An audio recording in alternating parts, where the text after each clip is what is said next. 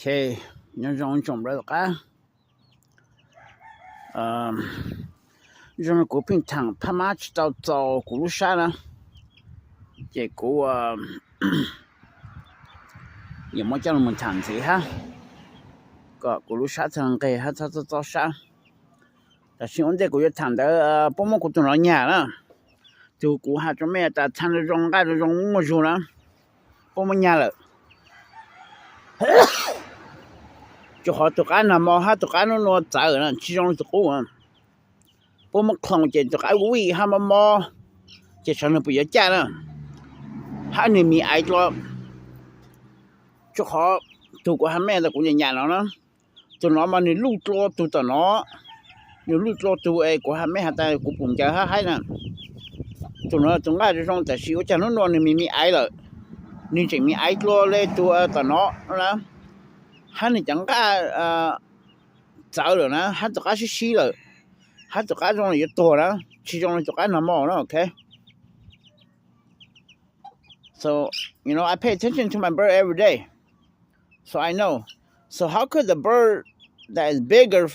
than the other brother today is smaller, and it has a different body, Okay. So I noticed they changed the bird. 我们就干nhà了，就好像那 Man in Black 了 Donald Duck Superman 了 Pac-Man 不然要找那入股了 I can't see them because they're invisible 还叫那靠跳入股了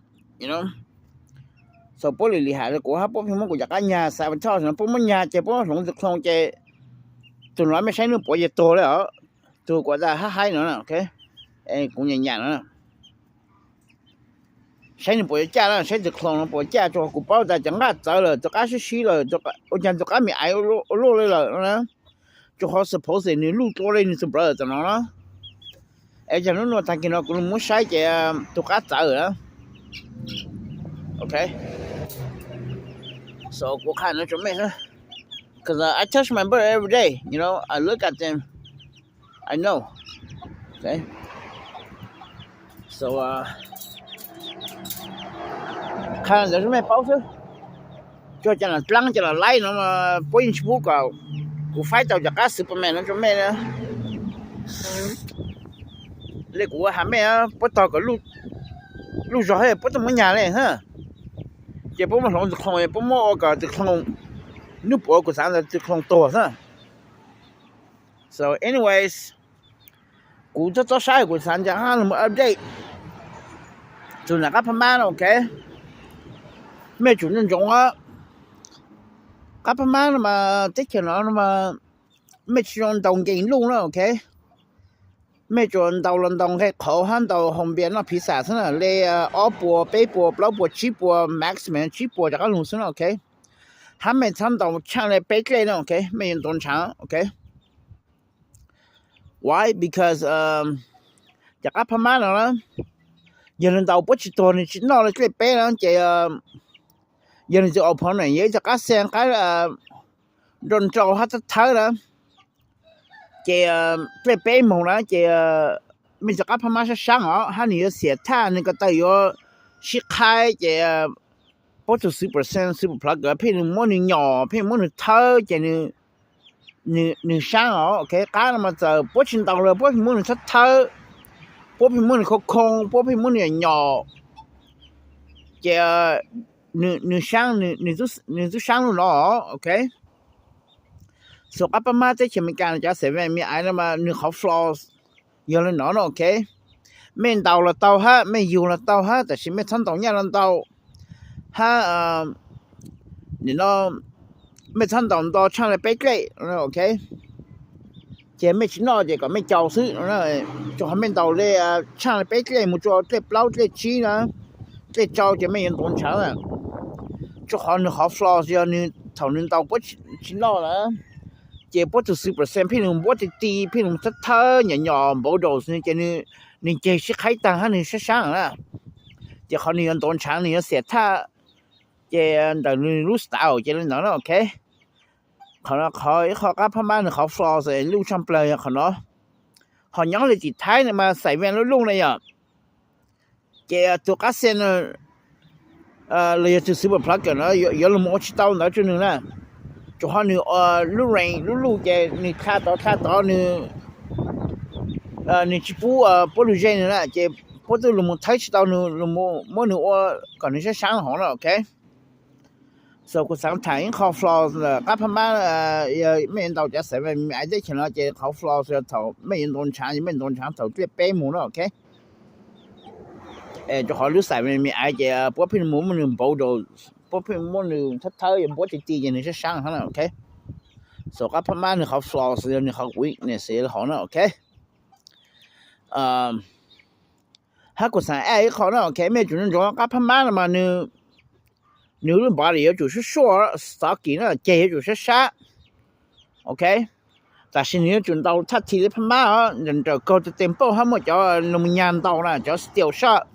他们做手真就那讲他 tempo 到过他做手机是嘛你才有闹了你路 style 呢 OK 不กับพม่าเขา flaws นะยังไม่到จากกับพม่านี่ลูกบาลี是说 stocky OK 这是啥但是你听到了พม่าเนี่ยมันว่ากัดปลอกกัดเสียง那这你用ต้นช้าง OK 就好กับพม่า嘛你把是说 stocky 这种 helicopter 呢ไม่有么着陆 fighter jet engine 就个你们就见你们着了这你要 wobble 还你要 flip 啦 because the body is very stocky like a helicopter not like a fighter jet like an airplane okay so 你们我知道กัดเสียงนะ你รู้ style นะ okay แล้วที่หาไม่อยากกัดเสียงอีกอย่างนะ okay ยังไม่อยากซื้อplug อยากกัดเสียงนะลูกตัวจุดนั้นใจมา你有จุดมันอยู่เลยลูกเจ้ลูกยังของตัว snake มา你才来有味就你รู้ style รู้เซน你们知道你们睇他们勁冇過他们就กัดซื้อplug อยากกัดเสียงลูกบาลี應該是說นะ is stocky and 你冇กัดเสียงจะ你去問นะ你们知道你们睇過了去冇過OK 就好你去 balance 呢你们把应该一通用 helicopter 现在没么 fighter jet engine 加出来你么就简简你 flip 什么你 wobble 什么 OK so that goes to both ways ก็เสียงกับพม่า OK the body type is very important OK 要一直个เสียงกับ plug 嘛你把去带你么先给你把 stocky 给你用多长的没人拿去到轮到了 OK好你看พม่าลูกบาลี stocky เลยนี่มัวก็เสียงเจนี่ยันตอนช้างแต่เป๊ะเปล่าแต่ชิมของเราโอเคกูมัวเขาเนาะจะลงมาทางเรื่องกับไม่ได้ปังที่แต่ให้ไม่ตัดเต้าเนาะโอเคไม่หาเป้าเขา flaws โอเคแต่จะบาลีใช่จะก็เสียงกับพม่าฮะไม่ยันตอนช้างแต่เป๊ะหมดโอเคถามแล้วเนาะซึ่งโอเคฮะก็เด็ดสุดแล้วกูจะกล้าปุ๊บมันยาแล้วปุ๊บของจุดของเจตัวกิ๊กๆฮะมีจุดตอนนั้นน่ะจุดก็จะก็จะจง唱这种了就好像唱明明爱哈กูมัน说จะ唱เจตัวการนั้น走开了นะ用个 physical trait everything exactly 了นะ but the only problem is that the meat is different the bones are smaller and the bird is smaller becauseนี่ตัวบรานะตัวนั้นลูกโตตัวตอนนั้นนะhow can overnight ตัวการนั้นเจอนะ I mean come on กูเชื่อ你会有การนั้นมั้งล่ะ you know this is why กูหาไม่นะจัดตั้ง Pac-Man Crypto Donald Duck Superman จัด Man in Black Aquaton they always been doing this to me all my life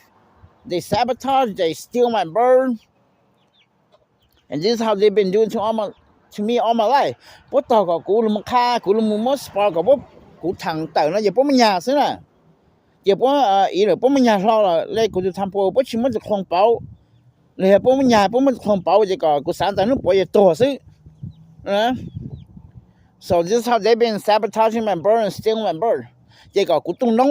จะกูทำมันน้องกายจะกูต้องถือยาตรงมือยจะน้องชะจะกูไฟชิดกาจะแม่เนี่ยจะกูไฟกาจะแม่จะปุ๊บตัวมันไม่ตัวพอเชื่อซินะ so กูฆ่ากูจะแต่ไม่ฮะจะล้างจะไล่เลยหาจะกูเนาะโอเคก็ไม่หาเป้าเนาะโอเคไม่ชิดโตจะก็Teslaจะก็ Superman กูละถ้าจะตู้ชาเนาะโอเค so hopefully ใช้จุดคงเนาะปสบายเนาะโอเคแต่สิป่วยถ้าอย่างตอนนั้นเนาะปุ๊บมันกูจะกันเนี่ย get it ERV พวกมันจะเข้ามาfor the backyard so I don't know what they did here okay rồiกูจะmột cái lạ xỉa đó bố mình nhà tàn thôi là chạy từ bởi tàu rồi EV RVกูต้องใช้ everywhere กูต้องได้ยอดชิปูนะchạy chẳng cho nhớ chạy chẳng một cái đi từ chắc mà sang cho tôi for the backyard rồi họ nào okay lẽ thế thằng bố mà cho genetic growth lock nữa lẽ của hai của cho tao bread của số tu money định cho tao cho tao bread sister cho tao ý rằng là tao cho tụi bố mà ở tụi nhà rồi chỉ lâu tụi bố mà nhà thì bố mà rong cho con thì bố mà cho genetic growth lock nữa ấy cho cá mà ở lì nè ấy nhiều khó dùng lại lúc cho lúc cày xí nữa I mean come on cũng yêu cá tao bây giờ chỉ là cũng chỉ I wasn't born yesterday you know cũng chỉ trộm đó nè I just couldn't figure out how it was done and why it's doing that. But now with all the technology and program I know, that's how they do it. They can lock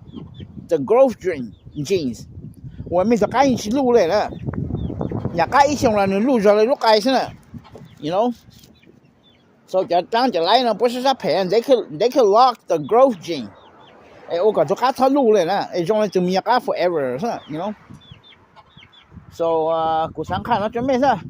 Your life is up here, okay? It's either Pac-Man, Jackass, Crypto did it to me, or it's either Donald Duck, Superman did it to me, or either the Man in Black, do it to me, you know? It's one of them.